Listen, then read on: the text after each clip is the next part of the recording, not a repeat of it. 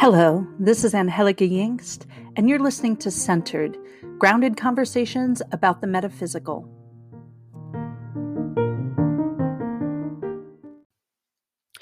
Today's episode features my friend Alison Truitt.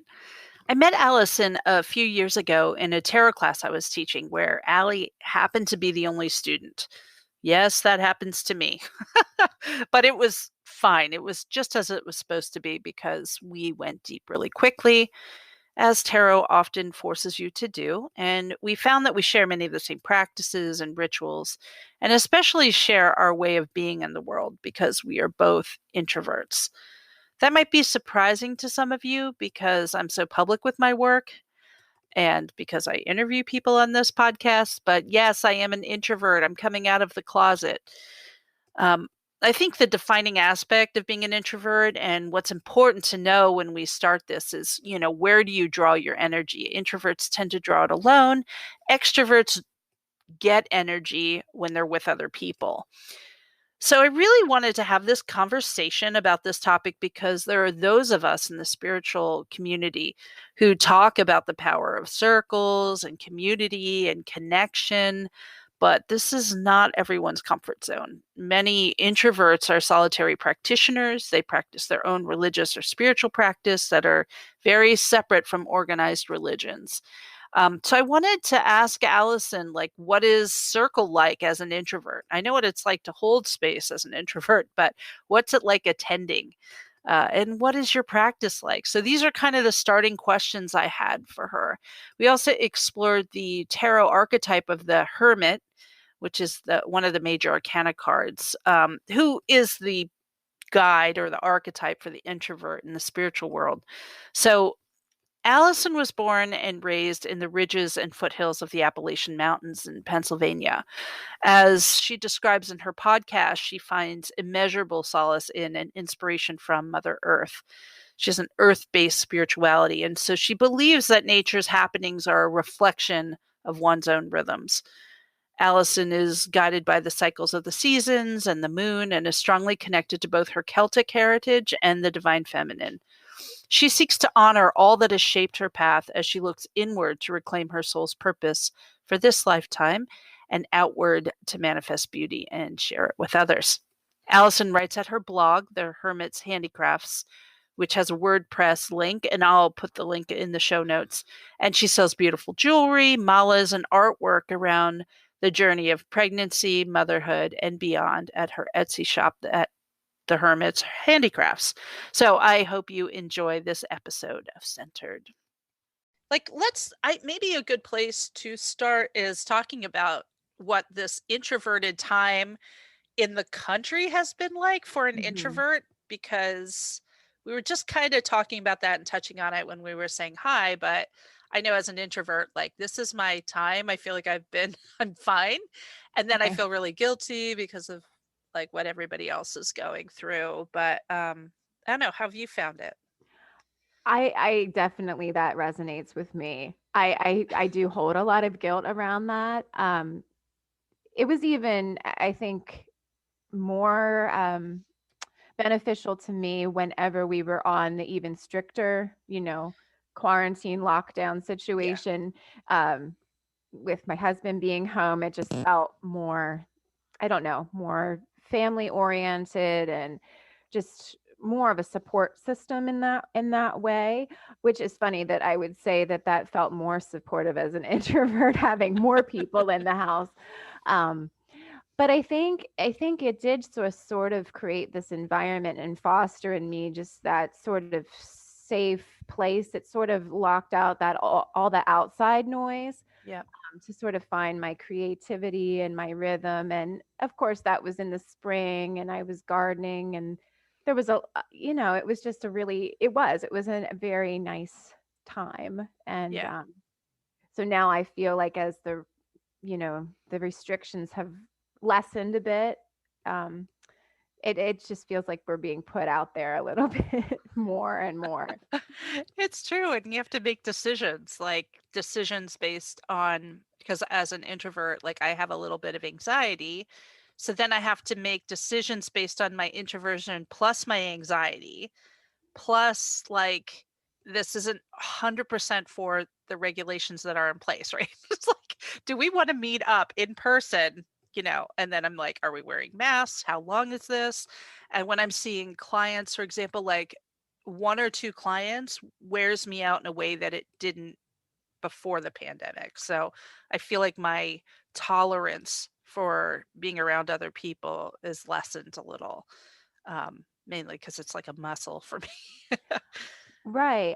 I think it's definitely, it's almost like you're out of practice Yep. with boundary keeping. I think I've gotten a little bit lazy in my sort of aftercare or daily care as Yeah. far as holding my energy in that. And I think also along with that, just being out of practice of being around people, I feel that just this underlying current of the virus itself and, everything else that's going on, I feel so much, and this was something I was thinking about before we spoke, was that how introversion and being an empath or an energetic sensitive sort of Yeah. go hand in hand. And I wonder about that, if most people who would identify as one would also identify as the other. That's really I think they do, but I mean that's maybe me projecting. I don't know Right. because being around people is so draining for me.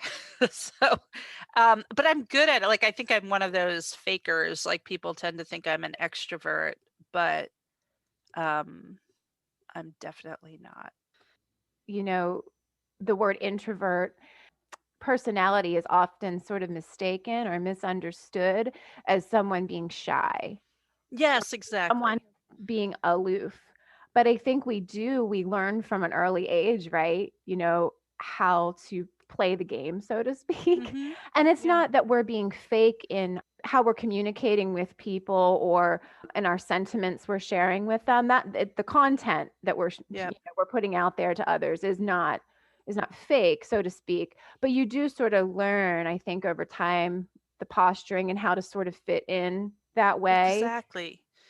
Exactly. Social situations, I think, for me often feel sort of performative, like Yes. I'm Yes. acting. Again, not in the sense that what I'm saying or, the emotion I'm sharing with other people or the connection that I'm sharing with other people is fake, but yeah. Yeah, I mean, for me, it was very telling when I had my first child, who's a complete introvert, and she can't fake it very well. And her first report card that came home, that was like, she got all like, if they have like the um, outstanding, fine, or mediocre in the middle, and then the poor. She was always like in the middle for social stuff. And when I would meet with the teacher, they'd be like, well, she doesn't talk very much. She's very shy. And I'm like, why is she being marked off for being thoughtful and not talking all the time? It felt like, this is a reward system that we give children. Like, if you smile and raise your hand and talk to the teacher, then you will get an outstanding. If you do not, you will get the middle of the road. And my daughter still wouldn't do it, but it is kind of interesting that we do reward children for being outgoing and we punish them if they're introverted. So Yeah, it's definitely the culture that we're yeah. in. And I think, I mean, we could go down this rabbit hole all day, I but the, know. the difference between maybe how an introverted male is perceived by others Right. versus a female, because we're supposed to be pleasing and pleasant and Hmm. hospitable and all of Right. those nice girls sort of things. So Yeah, don't even add in like if you're an introvert who has an opinion. right, That's then a it's whole other thing. automatically the bitch label Yeah, I mean, that you literally, us get. introverts get the like resting bitch face label all the Yeah, time. that's another thing that I kept thinking of, as we were leading up to our Yeah. conversation today. There have been so many times that people have said to me that have become close friends. They've said Yeah. to me, before I really got to know you, I thought that you were a certain way and you are not that way. And Yeah. well, thank you for that. Well, I'm a twin and my sister's an extrovert. and I'm an Oh. introvert. And it's really interesting. Like she would always tell me in high school, like so and so thinks you're a bitch, and so and so thinks you're a bitch, and just no filter. And I just like I just don't know what to. I don't know them, so I don't talk to them. Mhm. And it's kind of an interesting thing because I watch my sister and she like introduces herself to everybody. She knows their story. She can like rattle off all their children's names and like she will be in the market and she'll like ask after every single person that we come in. I'm like, how do you know all these people? She's like, oh, she's always here when I come. And I'm like, the same people have been in the same place for a decade and I still don't know what their name is because I'm just not wired that way. Right, and I do think it's sort of, maybe we talked a bit about the social conditioning and like the Yeah. the nurture side of it. And I think that's definitely a play, but it's like everything else. It's so dualistic, nature Yeah. versus nurture. And I do think that we're sort of, some of us are born wired this way. I think for me personally, like when I was reflecting on like what an introvert being an introvert means to me, Yeah. it's more about how I interact with energy. It just feels very connected. What fills me up versus what can feel draining. Hmm. And whereas some people, what fills them up is that, social interaction and, like you said, knowing everyone's stories of lots of people. For me, that's just not what sort of fills me up. Yeah. I feel like, I kind of seek that quality over quantity. And that's not to say Yes. extroverts don't, but I think for me, that's just more my comfort zone. Right. Like fun for me is very different than fun for an extrovert, I think. Like I love getting to a really deep conversation or pulling out the tarot cards with a friend and really going in, or even like pulling out books and sharing information in that way. Like, but maybe that's more of like my Gemini ascendant too. It's kind of interesting to think about that. Like, do you remember the first time you realized you were an introvert versus I think, shy? I mean, not that I would have the words for it, but Yeah. again, as we were talking about your daughter, oh, as soon as I went to school, I think something like a light went off for me. Like I'm very different. Yeah. I remember vividly in elementary school, in an early elementary school, sitting on the playground and just sitting on like the little concrete stoop, watching everyone. And I mean, the other kids would come up and say, what's wrong? Are you sad? The teacher's the same way. Yeah. It's like, no, I'm just taking it all in. I'm just, just taking it all in. And Yeah. for me, that it's kind of like that participating from afar, maybe. I don't know, Yeah. that just felt more comfortable. Yeah. It was more important for me to sort of be the observer, and that just felt more I mean, akin to my personality. yeah, absolutely. And I think like what you're talking about too is like we still need community, but like it looks very different for introverts than it does for extroverts. Like, what do you think about that? Like, what does it look like? Yeah. Well, so community in the sort of like traditional mainstream sense, like what you would think of as a community. I think about things like, women's circles, book clubs, Yeah. friends who go out to breakfast once a month or what have you. And that I think as an introvert, it's important for us to remember that it isn't one size fits all. And what word kept coming to my mind, like reflecting on that, is connection. What Yeah. makes you feel connected? For me, like community, the function of community should be a way to feel connected. Yeah. And that it's funny. This also, I was thinking about that line from Pretty Woman whenever she says, I say when, I say who, I say how much, Yeah. Yeah. which is like completely different context than this. But Could be useful though. yeah, but for real, like we do have, we don't have to make our connections in our communities look a certain way for them to fulfill that need for us. Right. Right. So maybe it's not a once a month, maybe it's, every 3 months, or Yeah, exactly. I mean, maybe it's like I love going out with the same people. Like I think that's kind of for me how introversion shows up, which is I have I don't mind hanging out with people more often than maybe another introvert, but it has to be the same people. Like I'm not great at being around strangers. I'm not wonderful at being around people I don't know that well. I feel on edge. Do you know what I mean? I really Mhm. need to be in a safe circle. And Mhm.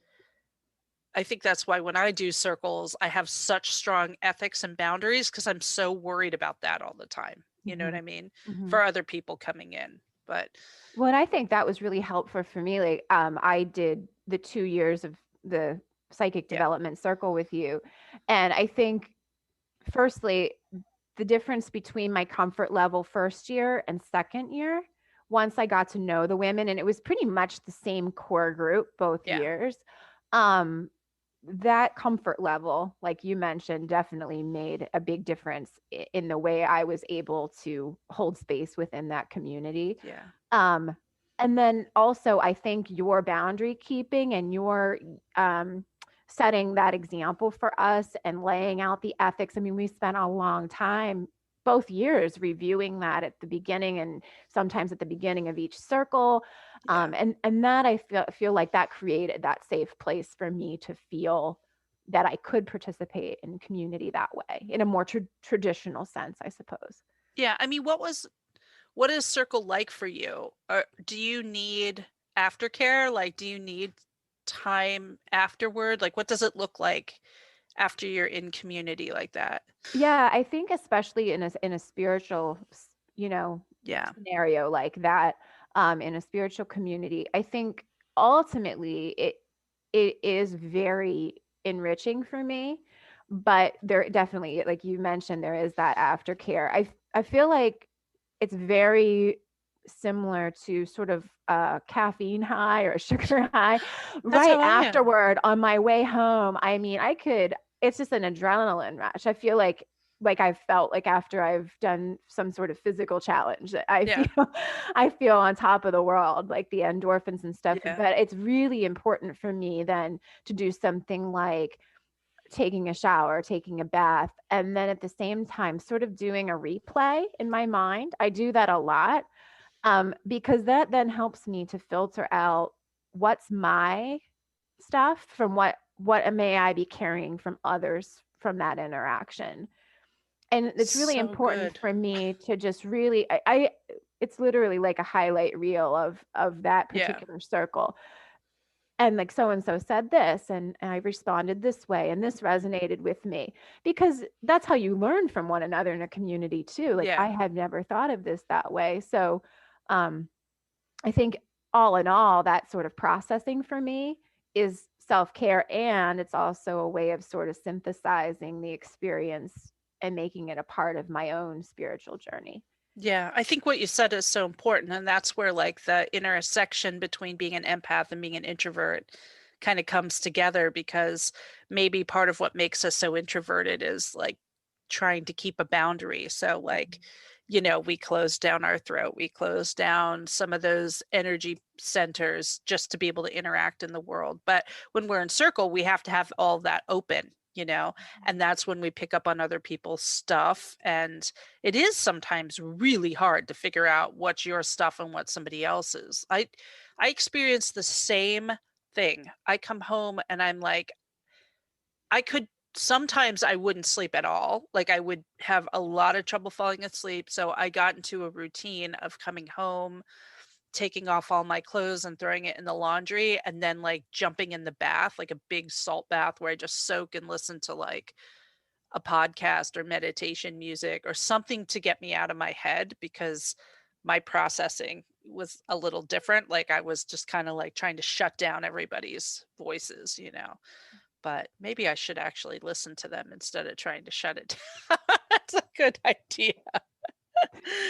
But Yeah. along with that sort of, sugar high, caffeine high analogy, Yeah. there's definitely the crash then. I mean, Yeah.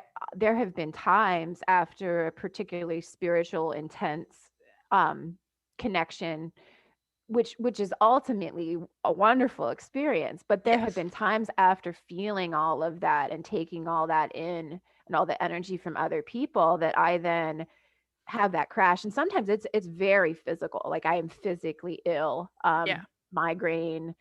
I can have, digestive issues the next day or so, and I'm just Yep. wiped. Like I'm getting over some sort of illness is what it can feel like. Yeah. But I do think that holding those boundaries and the self-care is just so, so, so important. Yeah, absolutely. It is. I mean, I get the same thing, migraines, but like that's part of the gift of circle is that you all come together and the vibration comes up and you're able to do more work, so to speak. Like you're able to connect easier. You're able to, like, people are able to channel in circle and not channel on their own. And that's because everybody's vibration brings it up. So it's kind of interesting and different than just interacting in the world. And because you have to be so open that then Mhm. you're detoxing from other people's energy at the end Mhm. of it, if it's intense, not every time, like you said. No, it's definitely not every Yeah. time. And it ultimately, I do think it's a beautiful thing. I think the older I get, a personal truth that I've come to realize, when I was much younger, um, I was just like, I don't need people. Yeah, you know, right. I'm my own woman.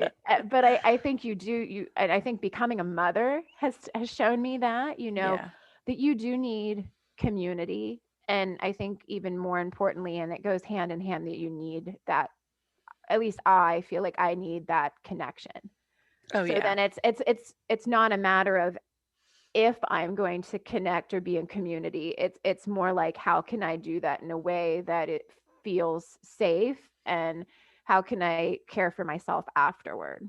Yeah, yeah. How do you know? Like, how do you know when you're like, I need to be with other women who think like me? And, that's maybe I'm projecting too much. That's basically what happens to me. It's like, I've been around these little critters all day and all night and all day and all night. And like, as an introvert, it's hard to have a big family. I have 3 children and my husband's here and I have animals and it's just a lot of personalities and I need time where I shut the door and I'm alone. But then there's other times where I actually, because I'm such a solitary practitioner, I need other people to bounce things off of. But how do you know when Oh, you need I it? I definitely feel the same way. As you were speaking, I kept thinking about how, even what, 100, 200 years ago, I mean, the nuclear family as it exists now, you raised your children in community. Right. Oftentimes,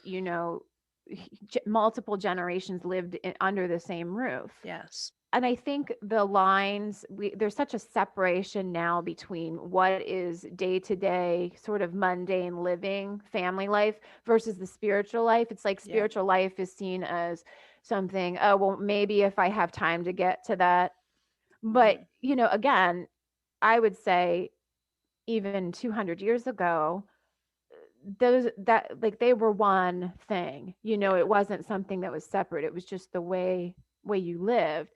And Yeah. so I think being in community with other women, you raised your children together, you sang the songs of the harvest together because you were passing them on. And I think that's where that longing comes from, even as an introvert, that longing to be around other women and community, Right. um, to learn the songs and to do all of that together. I mean, that's in our DNA. I mean, that's sort of tapping into that sort of ancestral wisdom Yeah. that, of course, leading up to Samhain here, I feel like a lot of us are feeling really strongly. And I feel like that's whenever I know. I feel like at the different points of the wheel of the year, it sort of, Yeah.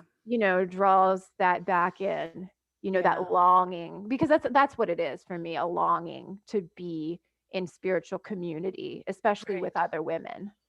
Yeah, and speaking of the community, like the community that we have now is so different than the community where you're doing a harvest together, right? Or you weren't all a jack of all trades. Like there was a role for the introvert in the community, and there was a role for the extrovert in the community. It's so different now, so when we're in a community where being an introvert was not seen as a downfall. It was just, okay, your role is this, it's the quiet, solitary role. And your role is this, it's bringing people together. And when you all came together, everybody had a role. It's like there was one blacksmith, there was one person who did, the doctoring. There was one person who did this. They weren't in competition with each other. So it wasn't like you were trying to be everything. You just had your role, and you knew where you were placed. And that's good and bad, right? Because Mm-hmm. if you were not in a role that you wanted, you still had to do it. But now we have to serve all the roles, and we're in constant contact with everybody doing all the roles. And it's very easy to have that comparison and that coming up in this global community, so that when we go out now, we're expected to be the extrovert instead of everybody going, oh no, your role, like, you're quiet, this is your role. Mhm. So I went off on a tangent. Sorry about that, but that's just Oh kind of, no, I definitely think again it's a product of our current culture. yeah, Um, the patriarchy, colonialism, all of yeah, those lovely things. Um, yeah, I definitely think that for me, what I kept thinking of when you were talking is just that witch wound. yes, It literally feels dangerous to a lot of us who carry that to go off by ourselves, to yes, spiritually reflect, to work with plant medicine. And as an introvert, that's sort of what you crave. But yeah, so then who you innately are feels dangerous in some ways, yeah, and definitely doesn't feel like it's valued in our current society. So, yeah. I've never heard that phrase, the witch wound, but we all carry that. I knew exactly what you were talking about when you mhm. said it. It is scary. I think that's kind of, the communities that we create, the ones that, we've whispered, yeah, I am too. I'm interested too. I'm a witch too. They become so much more sacred and important because you can be yourself in those circles, the circles of other witches and other practitioners. And I consider myself a practitioner, and I've always considered myself a solitary practitioner. I've never really sought out like a coven or a group of people to do it. I think, as I love this idea of the witch wound, but because of that, I've always been a little afraid to say it out loud. And this podcast, I've been unafraid to say it out loud, but it's still weird. So, do you want to talk about your practice? Like, do you see yourself as a solitary practitioner, or? Yeah, definitely a solitary practitioner. I'd say my spiritual practice is very, very earth based because, again, seeking that connection that I think extroverts find more easily in community in the traditional sense. I think I get a lot of that connection from communing with Mother Earth, co-creating with her, Yeah, in work, literally working with the land, growing my own food, growing herbs, using those, that sort of green craft yeah, aspect of my practice. And then I think too, that ancestral wisdom that you can tap into through journeying and through the tarot. Even I've yeah, connected that way. For me, my practice is very Celtic yeah, centered, which, there's some debate if that's valid or not, since we can't really 100% reconstruct what that looks like. yeah, But I think that's what, when it comes to like your own inner knowing, of things that are coming up for you, which feels very much to me like direction from the ancestors. And I think over time, especially after becoming a mother, my practice has definitely, it's always been solitary, but it's kind of evolved into being more home based and yeah, and practical. I don't have the time at my disposal anymore to do elaborate rituals and stuff. I mean, there's still definitely a place for that. But I think something as simple as, lighting, because we don't have a fireplace in our house to keep the hearth fire in a traditional sense, the that I would like to for my Yeah. spiritual practice. Something simple like, lighting a candle on the stove as I make breakfast, saying a little prayer then, but weaving that into the everyday. Song has become a really important part of my practice because, again, that's another way I feel very connected. Yeah. Um, Either songs that traditional sort of chants that I've learned over time, or ones that have sort of come to me intuitively. Yeah. That's a really important part of my practice. And I definitely, again, I feel those points on the wheel of the year as being sort of like lampposts along the way. Absolutely. Often that prompts me to seek community in a more traditional sense, even if that's just a conversation with one friend over a cup of tea, a like-minded person. And I just think too, the moon is very important, but all of those cycles and seasons and the elements, is what really grounds my practice. Yeah. Yeah. And I mean, I couldn't agree more. I'm the same. I mean, my work is out so ceremonial, so I end up doing a lot of that. But when my children were very little, I always did like a feast dinner on those times too, so that I could connect.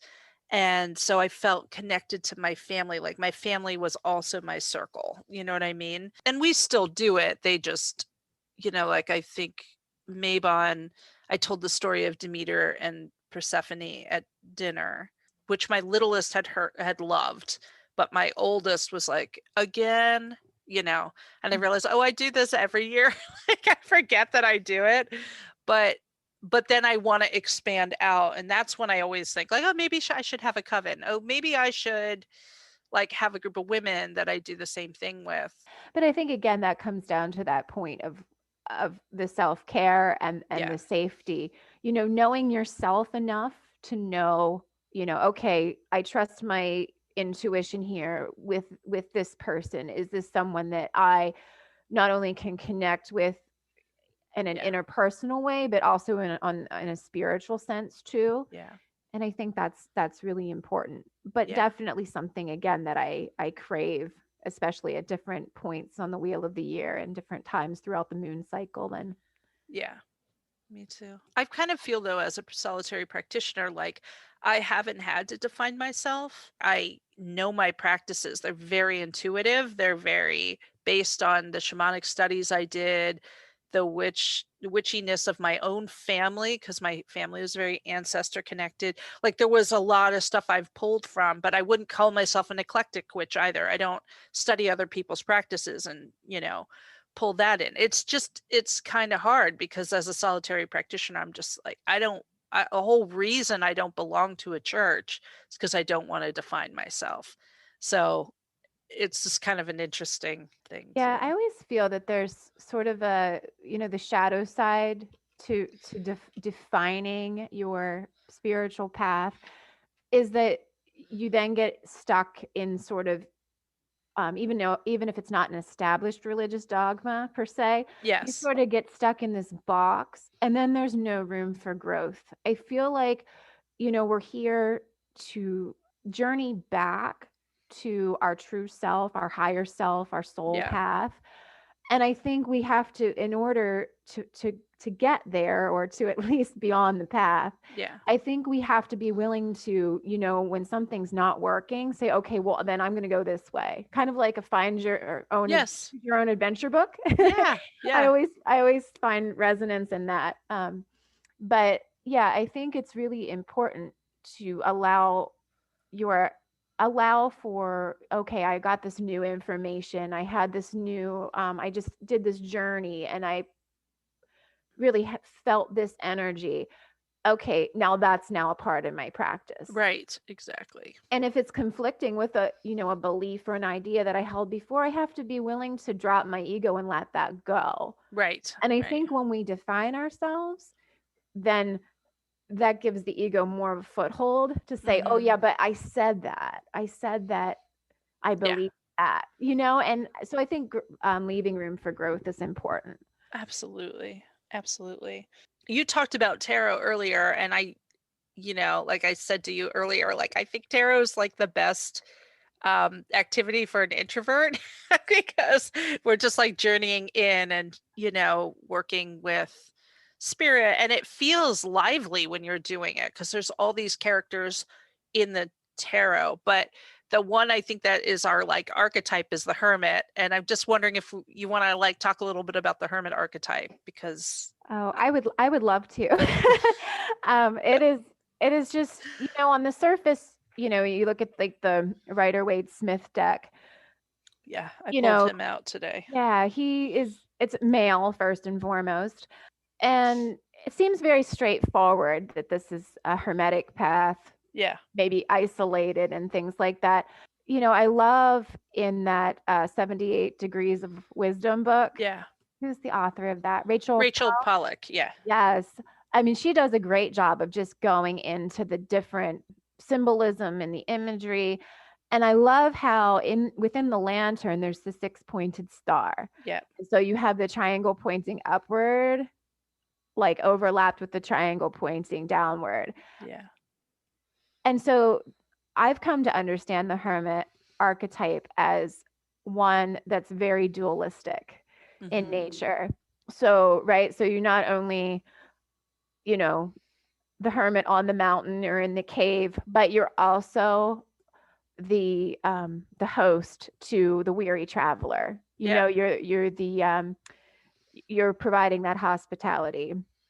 Not only are you connecting through total exposure to the elements, lack of creaturely comforts, but you're also sort of then kind of sharing that knowledge, with those passersby. So you're the student and you're the teacher. And I sort of love that. And I think here, you could also even say in the context of our conversation, yes, as introverts, we're introverts, but we also have that extroverted element to our personality where we are craving that spiritual connection a lot of times with other women. Yeah. Yeah. I mean, that's how I always see the Hermit. Is he seeking the teacher or is he seeking the student? Is he coming down from the mountain or is he going up to the mountain? I mean, clearly the beard makes you think he's coming down from the mountain, but there's both aspects. Like he's been the student at least at some point. And I do think like the extroverted part is like, are you being called to be the teacher now? And that means putting yourself out and in front. Like that was very uncomfortable for me when I started having circles where it was like, what do I have to offer? Like I'm such a solitary practitioner. What am I going to tell these people? And then I just kept saying like, but this isn't you. Like that's the part of the introvert that's very easy for me to connect with, which is like, yeah, like just get out of your own way, Angie, and allow spirit to come through and guide you where you need to go. And that's usually what gets me to leave the house, or gets me in front where it's like, you're just the vessel for which this is coming through. So what about the shadow aspects of the Hermit? Because I think to me, that's my biggest struggle in life, which is like getting myself out of my own way. Yeah, I think, yeah, definitely. Because the shadow of that is being Isolationist. inhospitable. Yeah, It's basically like Ted Kaczynski was a hermit. Right. Right. And also sort of being like a spiritual elitist. Yeah. I received this this download from spirit when I was at the top of the mountain and I had been fasting for 25 days or whatever. I think that can be a shadow side of it. Yeah. And I think we have to realize, this isn't just philosophical, spiritual conversation, that it's backed up very much by science, relativity. There's as many versions of reality as there are people in the world. And I think there's as many variations on a spiritual truth, because again, you're trying to get back to that original true self. Yeah, absolutely. When I once went into Journey, and I was journeying with mugwort, to connect with like what her medicine was for me, because she kept coming up. And I went in, and the hermit came as a guide to me, like, walked forward in my journey, and then split apart into light and dark, because that's where the gray came from. Mhm. And it was feminine and masculine. And he was basically saying this dualism is part of the medicine that I have. And I know they were talking about mugwort, but I also saw it as a message from the hermit, which is like, I am both this nurturing feminine part and this masculine discipline part, which the shadow masculine discipline shows up with things like Vision Quest, where you're like 3 days in the, you know, alone with no water or food, just for some kind of spiritual enlightenment, which has worked for thousands of years. I'm not criticizing Mhm. that, but can be very, very damaging to some of us who've gone through eating disorders or addictive behaviors. We can wrap our spirituality up in that kind of toxic shadow masculine stuff, which doesn't work. It doesn't work for the long term. It works because you're doing it for a short amount of time. You know what I mean? So Mhm. I don't know why I'm sharing that, but it just was very interesting to me that that gray has changed meaning to me. Like when he's wearing gray, I think of it as, oh, because he's combining feminine and Mhm. masculine together, instead of Yeah. thinking of it as like a yin yang. It's just, you can't separate them out Oh, anymore. I definitely, I love that. And I think really central to my own spiritual path is the ancient symbol of a spiral. Yeah. If you trace a spiral with your finger, you can either be going outwards from the Yep. center or you can be spiraling back inwards. And Hmm. just because you're an introvert and you're usually in that spiraling back inwards, Yeah. to the introspection and the solitude, and that doesn't mean that when you get to the center, you can't spiral back out. Yeah. And I think that's part of that dance that the hermit exemplifies, just that they're not separate. Like you mentioned, it's not separate. It's that gray area, that it's everything all at once. Hmm. And sometimes you might be spiraling more outward with something, and sometimes you might be spiraling more inward. And also on a spiral path, you're coming back over the same areas again and again and again. Yeah. And I think that comes back to our idea of not defining ourselves and putting ourselves into a box, because you might revisit a certain spiritual truth that you held and say, think of it a different way. Absolutely. And I Yeah. think that's the medicine. I think that's the medicine that I think in your journey that, you know, Yeah. Yeah. Absolutely. It's interesting. Like, as we're talking, I'm thinking like, so if you were guiding another introvert, like if someone came to you and said like, I am an introvert, I don't know what to do because I'm really interested in this stuff and I read a lot, but you know, I don't know what else to do with this. What would you say to them? well, I think when I started my spiritual path, a lot of it was just that intellectual, the reading. Yeah. I wanted to know the truth. I wanted to know, okay, what am I supposed to do? What Yes, am I supposed to exactly. believe? What does this say? What does this say? Yes. And I think my piece of advice would be, and is going to sound so abstract because I feel like it was presented to me maybe in a different way. Yeah. And I thought, oh, I don't get what you're trying to say. But I think making it real for yourself, like you have to live it. Yeah. And I think for me, tarot has been paramount in that because, you know, I can sit and sort of intellectualize and analyze information that I'm getting in a book all day. Yeah. And my ego can, make me accept it, reject it. But tarot, I often, you and I joke about how the deck of cards is calling us out on our own bullshit. Well, All the I don't time. agree. Let me just pull another card. And then it's, a card that's reinforcing Yeah. what the previous card had said. But I think tarot has made it really real for me. And that Yeah. archetypal and symbolic language. Yeah. And I think beyond that, over time, developing your own symbolic language, Yep. and that's in the animal medicine, the plant medicine, the tarot, Yeah. what you see whenever you see the hermit card now in the gray of his robe is going to be way different for you than someone who's looking at the little white book, Yes, right? Because exactly. you've met that Yeah. archetype in journey. You have a plant medicine to bring in. Yeah. And so I think you have to make these things personal for you. Yeah.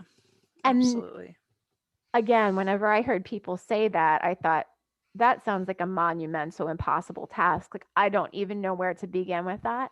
Yeah. And it's not something that's going to happen, overnight. Right.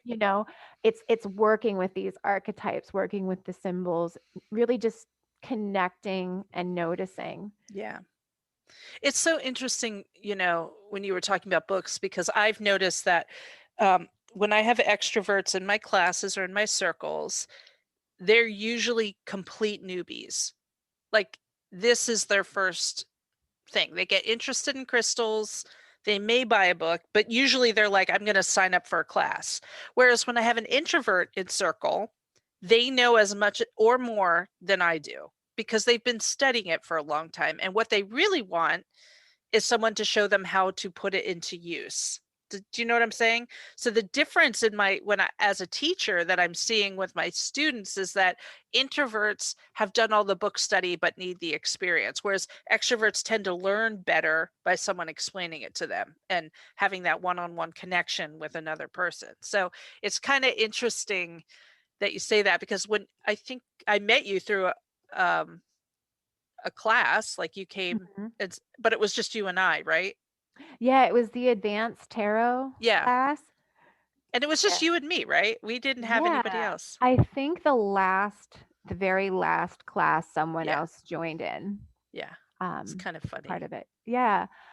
It's such a Uh, perfect introvert class. yeah. Yeah, all studying the archetypes and yeah.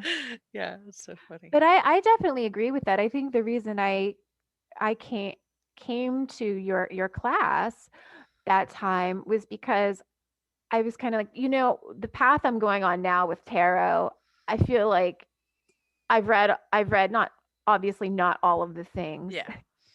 but intellectually understanding it, I had Mhm. that. Yeah. But I still felt like there was a piece missing. Does that make Yeah. sense? And I think, yeah, I definitely came seeking, how do I make this real? How do I, Yeah. because I think as an introvert, I mentioned at the beginning of our talk here, like as a child, like on the playground, Yeah. observing everybody else. And to me, that was real. Yeah. That makes sense. It was this watching somebody else play kickball was the same as me playing kickball in my Yeah. mind in some strange way. But I think the same is true, as we get to an adult, we have that head knowledge, right? Right. And that's what we're really good at as introverts, I think a lot of times. Yeah. But what we struggle with is like, okay, well, how do I join the kickball game now? Yeah. I've I know how studied to how play everybody kickball. moves. Yeah. I've Yeah, been watching them play. for like all of first grade. Yeah. Now, on the last day of school, how do I play the kickball? And I Oh, that's think, such a good going to analogy. classes, Yeah. for an introvert is, how, or joining a circle, how do I play the kickball? Yeah, right. Exactly. I love that analogy. It's so perfect. Well, one last thing that I thought I'd bring in just about the hermit archetype is, Yeah. I mean, that my deck of choice when reading for myself is the Chrysalis Oh, Tarot. yeah. I love that deck. I absolutely love it, and I love that the depiction of the hermit in that deck is just so radically different, and it Yeah. gives you just a whole different view of what that archetype could be. In that deck, she's called the storyteller, and she's an Oneida shamaness, Yeah. and I love that she's called the storyteller. Yeah. I just love that, and that aspect of shamanism. We Hmm. talked earlier about like a few hundred years ago, how women lived in community and they learned through song and they learned through story. And that's the way the wisdom was passed on, was an oral tradition. And so I just love that take on that card. That, as an introvert, I am often in my head and in the books and in the letters and the things, but really maybe that is the key to bringing it from head knowledge to heart knowledge is, bringing it down to a level of story and song. And I like that softer, sort of more feminine approach to the I archetype. love it too, especially because the storyteller always evokes, like, the wisdom comes not from me preaching to you. It comes from me relating it to you. So the hermit, in a sense, has to process and make knowledge wise. It doesn't just, the knowledge, the wisdom doesn't come from sharing the knowledge that you read, from putting it, like saying the knowledge. You don't say the same thing. You have to process it in story. And that's how people understand the wisdom from the storyteller. I love that, because it's like a translator too, translation from the head to the heart, as you said. Like that's a beautiful part of it. I love that. And when you were talking, it was reminding me of this children's book by Starhawk. I don't know if you have it, The Last Witch in the Woods. No, I don't. It's so good. It's like, there's this one witch that lives in the middle of the woods, and in the town, all the children run away to her in the middle of the night, and she feeds them soup. And she doesn't talk. She just feeds them this amazing soup. And the town wants to cut down all the woods, and she is in the woods, and she won't make an opinion one way or the other. But the children all go to defend the witch of the woods, and it's just awesome, because she doesn't actually talk that much. She just says, like, oh, here, come sit and have a cup of soup. That's basically her only contribution, but everybody reads that into her wisdom. There's something wise about that. Well, don't you think that's just the way of the hermit right there? The Yes. hospitality, opening your home. And, I'm not going to tell you exactly what to think and how to live, but just by me offering you that hospitality. Or telling you the story. Yes. Or telling you the story that, then it's up to you. It's almost like showing someone the trailhead. Here's where the trail starts. Here's, go have at it. Go explore. Find your way. Oh, I love that. And I also love how the tarot itself is the hermit. It never says, like, it doesn't spell out, it only tells you this story of these people from another time and another place, and you get to make your own decision. Well, thank you so much for doing this. Oh, you're welcome. It was my pleasure. I had a really good time.